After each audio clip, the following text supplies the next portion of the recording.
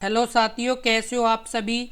मैं हरबेंद्र एक बार फिर से आप सभी साथियों का अपने परिवार हर क्लासेस 24 में आपका स्वागत करता हूं। आज हम बात करेंगे आरआरबी एनटीपीसी के बहुत ही महत्वपूर्ण प्रश्नों के प्रैक्टिस सेट के बारे में। हम लगातार अपने इसी यूट्यूब चैनल हर क्लासेस 24 पर आपके आरआरबी एनटीपीसी के लगातार प्रैक्टिस सेट करा रहे हैं।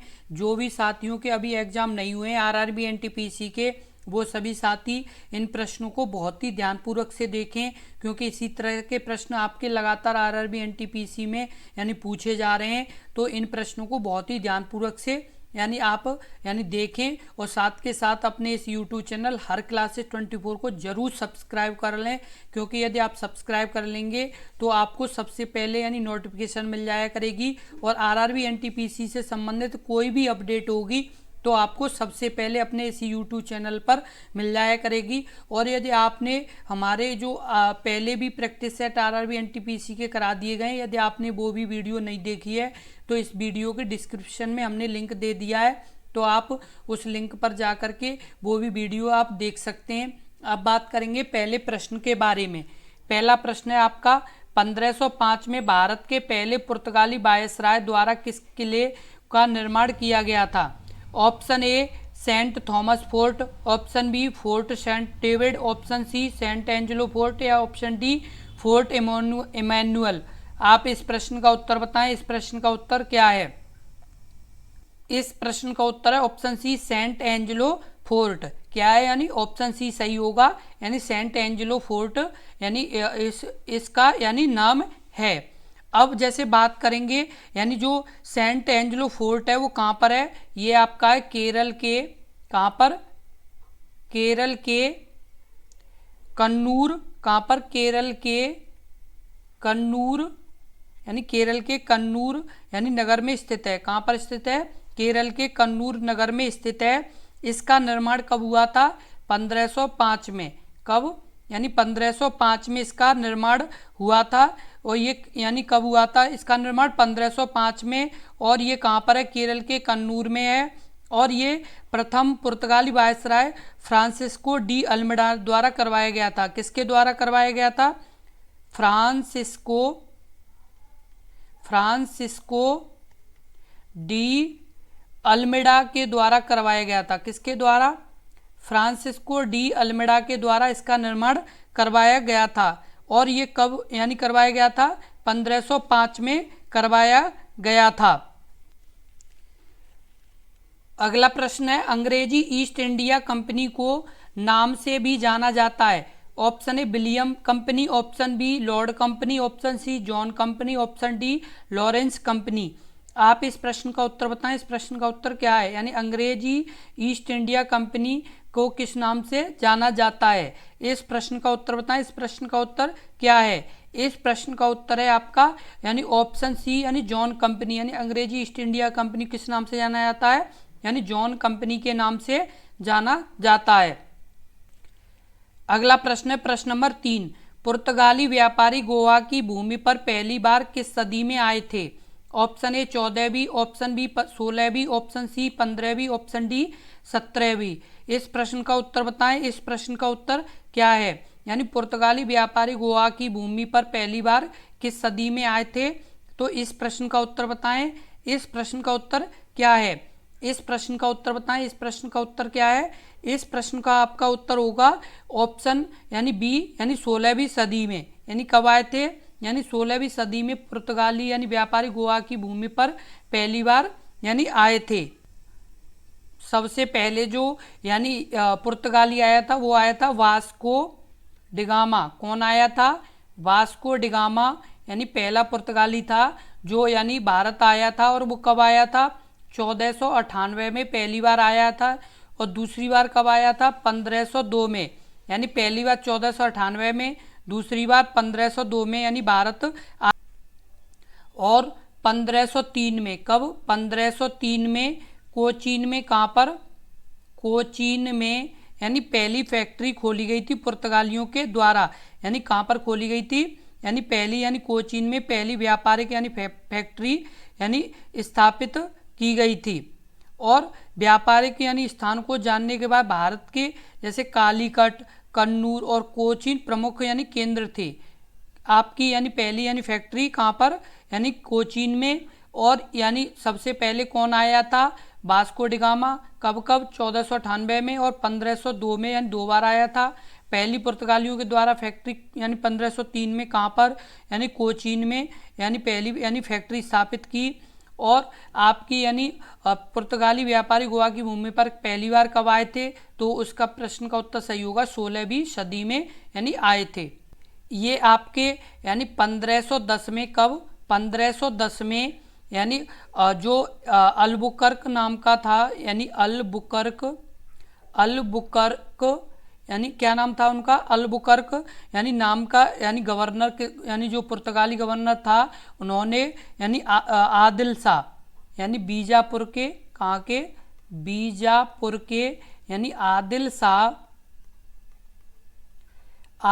शाह को यानी हरा करके, यानी आदिल शाह को हरा करके यानी गोवा को जीत लिया था। किसको, गोवा को जीत लिया था। कब, 1510 में। किसने, पुर्तगाली गवर्नर अल्बुकर्क ने, यानी और कहाँ के राजा को, बीजापुर के, क्या नाम था, आदिल शाह। अगला प्रश्न है प्रश्न नंबर 4, भारत के राष्ट्रपति द्वारा राज्यसभा में कितने सदस्यों के नामित किया जाता है। Option A 12, option B 8, option C 10, option D 6। आप इस प्रश्न का उत्तर बताएं। इस प्रश्न का उत्तर क्या है, इस प्रश्न का उत्तर है आपका ऑप्शन ए यानी 12। भारत के राष्ट्रपति द्वारा यानी कितने सदस्यों को यानी नामित किया जाता है, तो आपके यानी 12 सदस्यों को नामित किया जाता है। और आपके यानी अनुच्छेद 80 के द्वारा, किसके द्वारा, अनुच्छेद 80 के द्वारा यानी राज्यसभा के सदस्यों की अधिकतम संख्या कितनी हो सकती है। अधिकतम संख्या आपकी ये हो सकती है 250, यानी कितनी हो सकती है, अनुच्छेद 80 के द्वारा अधिकतम संख्या 250 राज्यसभा के सदस्यों की यानी की गई है। वर्तमान समय में यह संख्या कितनी है, 245 है। कितनी है, 245 है अभी। और जिनमें यानी 233 सदस्य, कितने, 233 सदस्य आपके यानी राज्यों के और संघ क्षेत्रों के प्रतिनिधि, यानी कहाँ कहाँ के, राज्यों के और संघ क्षेत्रों के प्रतिनिधि आपके कितने हैं, 233 हैं। और 12 को यानी राष्ट्रपति के द्वारा नामित किया जाता है। कितने को, यानी 12 को राष्ट्रपति के द्वारा नामित किया जाता है। अनुच्छेद 80 के द्वारा अधिकतम संख्या कितनी हो सकती है, 250। अभी कितनी है, 245। उसमें राज्यों और संघ क्षेत्र के द्वारा कितने, यानी 233। और आपके यानी राष्ट्रपति के द्वारा कितने चुने जाते हैं, तो 12 चुने जाते हैं। और इनका जो कार्यकाल होता है वो कितना होता है, 6 वर्ष। कितना होता है, 6 वर्ष इनका कार्यकाल होता है। कितना होता है आपका, यानी 6 वर्ष इनका कार्यकाल होता है। और तथा इसके यानी 1/3 सदस्य कितने, यानी 1/3 सदस्य प्रत्येक 2 वर्ष बाद। कितने बाद, प्रत्येक 2 वर्ष बाद, प्रत्येक 2 वर्ष बाद यानी सेवानिवृत्त हो जाते हैं। कितने, यानी प्रत्येक 2 वर्ष बाद यानी सेवा निवृत्त हो जाते हैं। कितने, 1/3 सदस्य। अगला प्रश्न है प्रश्न नंबर 5, 1953 में पहला पिछड़ा वर्ग आयोग की अध्यक्षता में नियुक्त किया गया था। ऑप्शन ए वीपी से, option B Kaka Kalelkar, option C BP Mandal, option D PV Narasimha Rao. आप इस प्रश्न का उत्तर बताएं। इस प्रश्न का उत्तर क्या होगा, इस प्रश्न का उत्तर क्या होगा, इस प्रश्न का उत्तर होगा आपका ऑप्शन बी काका कालेलकर। यानी 1953 में पहला पिछड़ा वर्ग आयोग की अध्यक्षता में यानी किसे यानी नियुक्त किया गया था, तो काका कालेलकर को नियुक्त यानी किया गया था। अभी तक यानी अन्य पिछड़ा कौन से यानी अन्य पिछड़ा यानी आयोग का यानी गठन किया गया है, जो अभी तक यानी कितने अन्य पिछड़ा यानी आयोग का गठन किया गया है, तो 2। कितने, यानी 2। जो पहले का किया गया था वो किया गया था आपका 1953 में, और यानी किसकी अध्यक्षता में, काका, क्या नाम था उनका, काका कालेलकर, काका कालेलकर। और जो दूसरा आयोग गठन किया गया था वो किया गया था आपका, यानी जो दूसरा आयोग किया गया था वो 20 सितंबर यानी 20 सितंबर 1978 को, कब? 20 सितंबर 1978 को किया गया था। और ये किया गया था बिंदेश्वरी प्रसाद मंडल,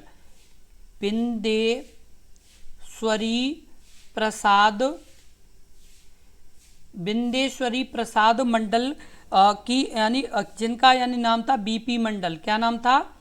बीपी मंडल भी उन्हें कहा जाता था। बीपी मंडल की अध्यक्षता में नियुक्त किया गया था।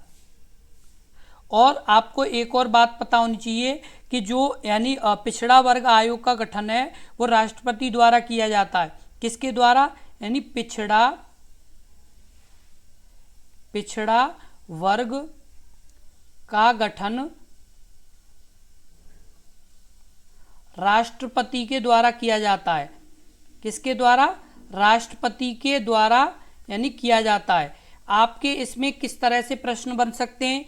पहला प्रश्न बन सकता है आपका कि जैसे जो पहला यानी अन्य पिछड़ा वर्ग आयोग था उसके अध्यक्ष कौन थे? काका कालेलकर। ये कब गठित हुआ था? 1953 में हुआ था। दूसरा प्रश्न है यानी अन्य पिछड़ा वर्ग आयोग के अभी तक कितने यानी आयोग, जैसे आपका गठन हो चुका है तो 2 आयोग का गठन हो चुका है। पहले के अध्यक्ष कौन थे? काका कालेलकर। दूसरे के कौन थे? बिंदेश्वरी प्रसाद। और फिर पूछा जा सकता है आपसे कि यानी जो दूसरा यानी जो आयोग बना था वो कब बना था? तो 20 सितंबर 1978 को बना था।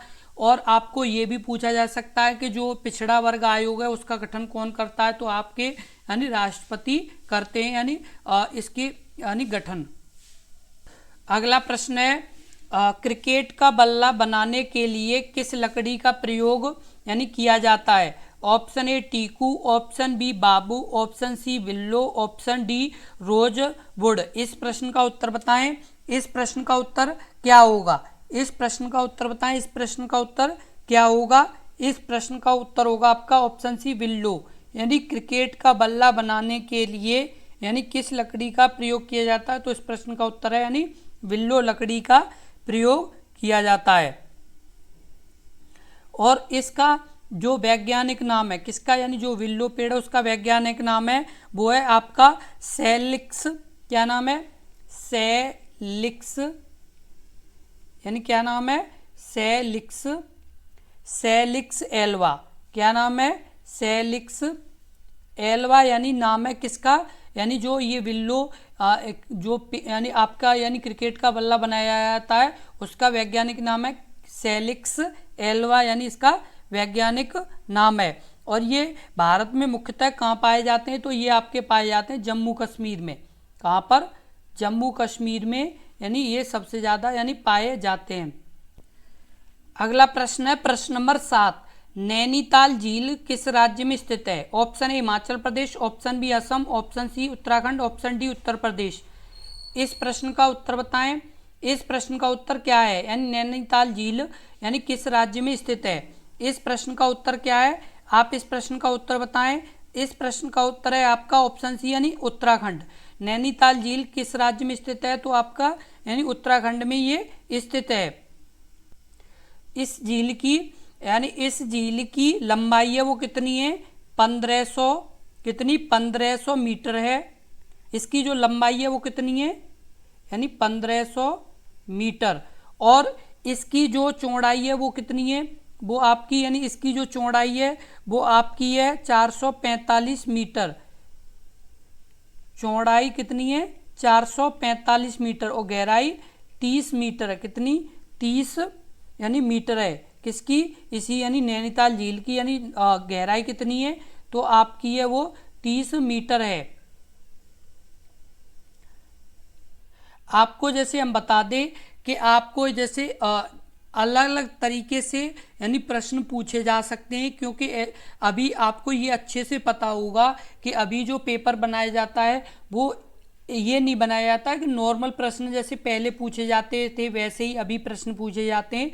अब काफ़ी यानी बदलाव हो चुका है, क्योंकि ये सभी को पता है कि नैनीताल झील कहाँ पर है, आपकी उत्तराखंड में है। लेकिन ये कब यानी कुछ ही यानी विद्यार्थियों को पता होगा कि जैसे इसकी लंबाई कितनी है, इसकी यानी चौड़ाई कितनी है, इसकी गहराई कितनी है। तो इस तरह से भी प्रश्न पूछे जा सकते हैं कि जैसे नैनीताल झील की लंबाई कितनी है, नैनीताल झील की चौड़ाई कितनी है या नैनीताल झील की गहराई कितनी है, कोई भी यानी किसी भी तरह से प्रश्न आपका पूछा जा सकता है। इसलिए सभी पॉइंट को बहुत ही अच्छे से ध्यान रखें और साथ के साथ अपनी इस वीडियो से लगातार जुड़े रहें। और एक बार यदि आपने YouTube चैनल अपना नहीं सब्सक्राइब किया है तो हर क्लासेस अपने इस YouTube चैनल को जरूर सब्सक्राइब कर लें, क्योंकि यदि आप सब्सक्राइब कर लेंगे तो आपको इसी तरह के बहुत ही अच्छी तरीके से यानी प्रश्नों को समझाया जाएगा और आपके यानी इसी तरह के प्रश्न आपके एग्जाम में भी पूछे जाएंगे। अगला प्रश्न है प्रश्न नंबर 8, सोन नदी का उद्गम स्थल निम्नलिखित में से कौन सा है? ऑप्शन ए मोरहाबादी पहाड़ी, ऑप्शन बी पारसनाथ पहाड़ी, ऑप्शन सी त्रिकुट पहाड़ी या ऑप्शन डी अमरकंटक पहाड़ी। आप इस प्रश्न का उत्तर बताएं। सोन नदी का उद्गम स्थल निम्नलिखित में से कौन सा है? इस प्रश्न का उत्तर बताएं। इस प्रश्न का उत्तर क्या है? इस प्रश्न का उत्तर है आपका यानी ऑप्शन डी अमरकंटक की पहाड़ी। यानी सोन नदी का उद्गम स्थल कहाँ से है? तो आपका ये अमरकंटक की पहाड़ियों से इसका उद्गम स्थल है।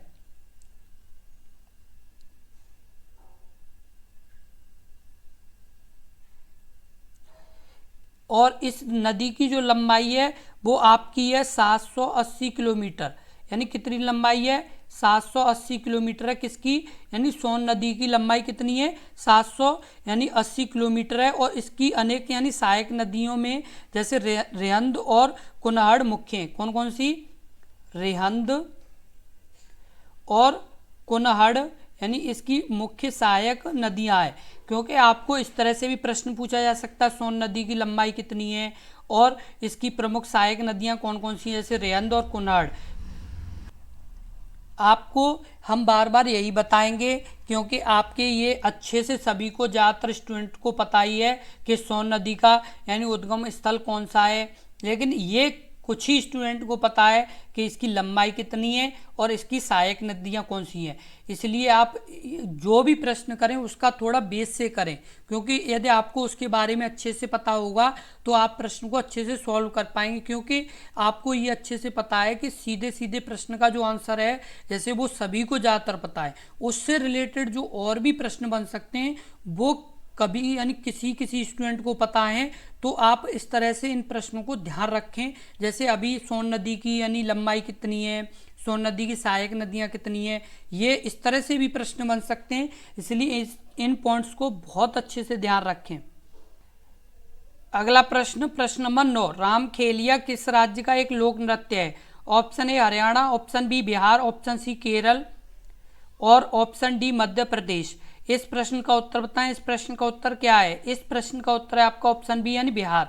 रामखेलिया किस राज्य का लोक नृत्य है? यानी बिहार का लोक नृत्य है। आपको हम बता दें कि अभी आपके यानी आरआरबी एनटीपीसी के जो एग्जाम चल रहे हैं उसमें यानी एक दो प्रश्न यानी जो लोक नृत्य से संबंधित ज़्यादातर पूछे जा रहे हैं, वो पहले भी पूछे जा चुके हैं। तो इसलिए ज़रूर ध्यान रखें कि आपके यानी लोक नृत्य किस राज्य का कौन सा लोक नृत्य, प्रमुख लोक नृत्य को जरूर ध्यान रखें। अगला प्रश्न है प्रश्न नंबर 10, NALSA का सही विस्तारित रूप है? Option A national league supreme authority, option B national legal safety authority, option C national legal services affair, option D national legal services authority. आप इस प्रश्न का उत्तर बताएं। इस प्रश्न का उत्तर क्या है? इस प्रश्न का जो उत्तर सही होगा वो होगा आपका option D national legal services authority. यानी नेशनल लीगल सर्विसेज अथॉरिटी इस प्रश्न का यानी उत्तर सही होगा। और आपको हम ये बता दें कि जो ये नेशनल लीगल सर्विसेज अथॉरिटी है इसका यानी जो गठन विधिक सेवक प्राधिकरण अधिनियम 1987 के तहत, किसके यानी अधिनियम 1987 के तहत, यानी किसके तहत? 1987 के तहत 9 नवंबर, यानी कब? 9 नवंबर इसका जो गठन हुआ था वो हुआ था 9 नवंबर 1995 को। यानी कब हुआ था? 9 नवंबर 1995 को इसका गठन हुआ था। NALS का यानी कब गठन हुआ था? यानी 9 नवंबर 1995 को इसका गठन हुआ था। इसी तरह के बहुत ही महत्वपूर्ण प्रश्नों को लगातार देखने के लिए अपने इस YouTube चैनल हर क्लासेस 24 से लगातार जुड़े रहें, क्योंकि इसी तरह के बहुत ही महत्वपूर्ण प्रश्न अपने इस YouTube चैनल पर लगातार कराए जाएंगे जो आपके एग्जाम के लिए बहुत ही ज़रूरी हैं। तो सभी साथी अपने इस YouTube चैनल हर क्लासेस 24 से लगातार जुड़े रहें। धन्यवाद।